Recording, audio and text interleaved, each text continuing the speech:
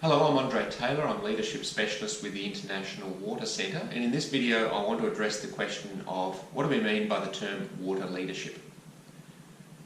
First point I wanted to raise is that when we use that term, water leadership, we're really talking about leadership, understanding leadership in the context of the water sector.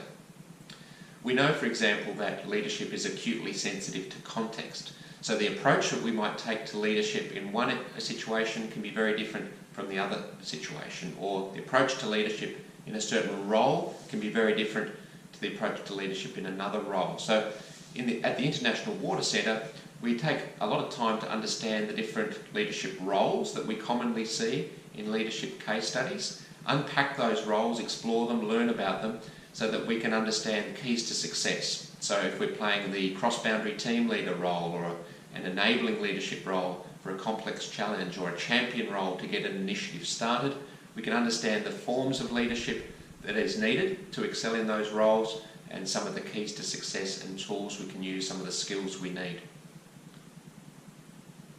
We probably should reflect at this stage about what we mean by the term leadership generally, as this term is defined in different ways. So I choose to use a definition that sees leadership not as a position, but as a process of influence typically involving several people that delivers three outcomes. It's sometimes called the DAC model of leadership.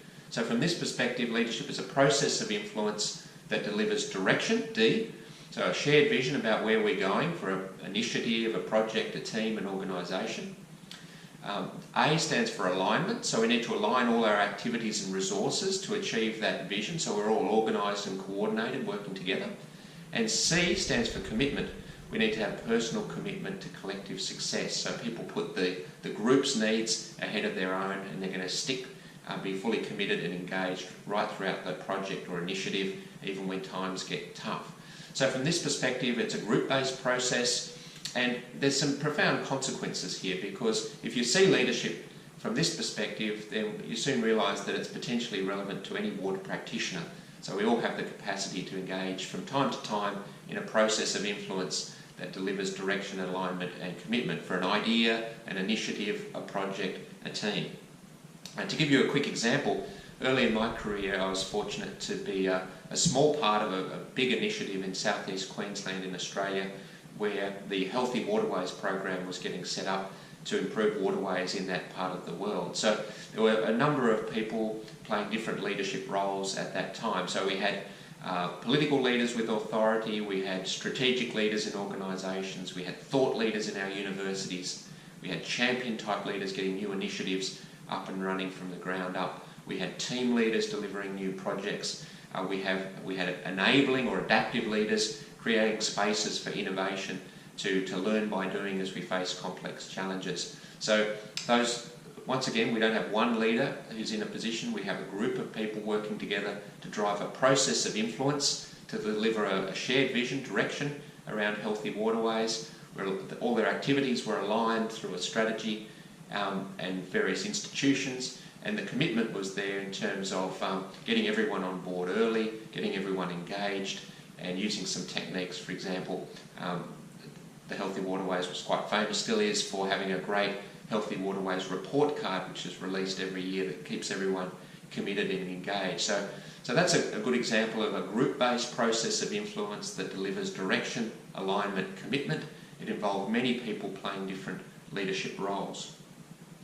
I find personally that perspective of leadership very empowering, because if we look at those different roles, we see that all of us can engage in some of those roles. So from a development perspective, one of the keys that we work on at the IWC is trying to work out which roles we're best suited to, which ones we want to play, and which ones we have to play well, and then digging down deep, understanding those roles, understanding the approach to leadership we need to take, the skills we need to develop, the tools we can use to do that effectively.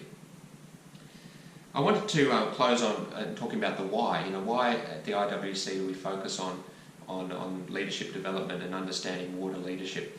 Well, our vision, our mission is really about to help water leaders to be at their best, so they can drive positive change to advance more sustainable and integrated forms of water management. So that's in our DNA.